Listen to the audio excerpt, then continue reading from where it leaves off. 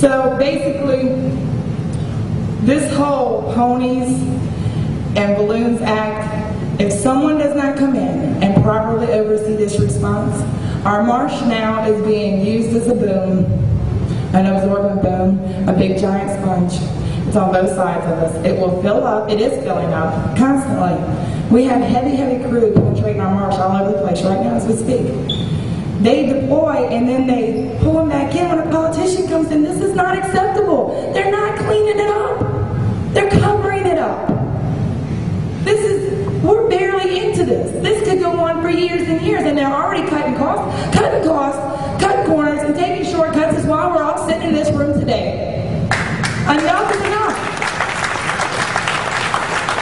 Now, as far as EPA, OSHA, NOAA, BP, and the federal government, that every one of us in collaboration with each other, that comes from someone at the top of NOAA. That's the kind of people I've been talking to. That came from someone at the top of NOAA. But they're all in collaboration with BP. Are you serious? Who do these people work for? I thought these were our agencies to protect our better interests, our world, our earth, our lives. And what is going on here? Are we that dependent upon these banks to just roll over and let them poison our world and our people in it? This is unacceptable. A week after this started, they want to say nothing's going on, nothing's dying. A week after this started, I traveled 70 miles east of the original site. There was these shells floating all over the top of the water, hundreds of thousands of them. They were empty because they were dead. I've never seen a shell float in my life. Dead, a week after. 4 weeks ago, when the oil was trajected to hit the west side of our peninsula, I was so mad after I went down to Paso Lucha and seen what wasn't being done there that I got in my boat, my dime, my time, and I took a trip. I also had Fox National News on my boat.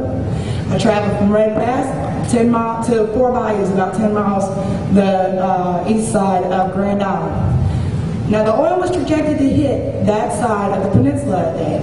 30 miles. I did not run into one respawn boat.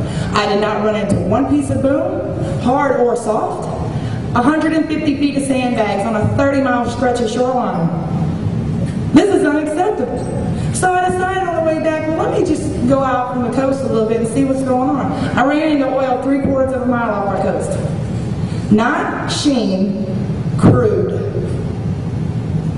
As I'm traveling along back towards Red Pass, I look over the Gulf and I notice that there's big swarms of birds. That's not unusual. I figured they was diving on bait, but why are they diving into the oil sheen?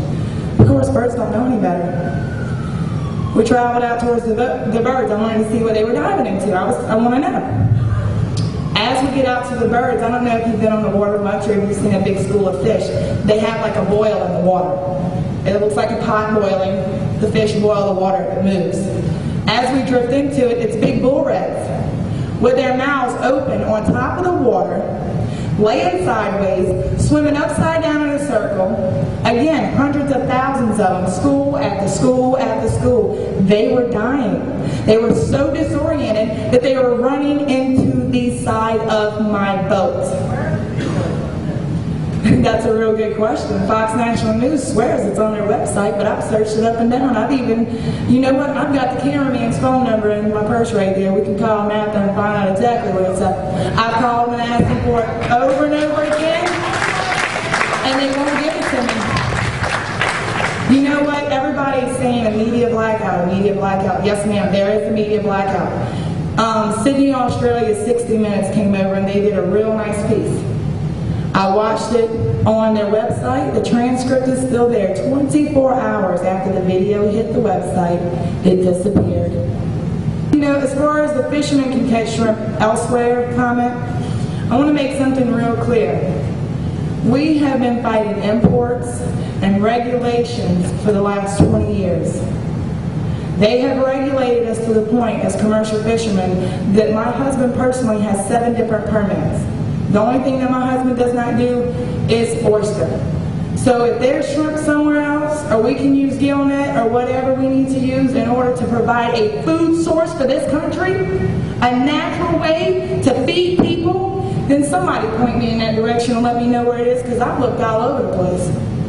I came back here 4.5 years ago and built with dirt because this is my home and I love Louisiana. I live right out in the middle of nowhere in the boondocks. The bottom line here is, if the country does not stand up and say no more, we must take action. We cannot sit back, and if this stuff does not stop, guys, this is going to go global. It will destroy 1/3 of the world's water. Bank on it. If they do not stop this, every ocean is connected. It will go on and on and on, as my daughter says, infinity plus 2. And that's enough. I'll take any questions after. Thank you for listening.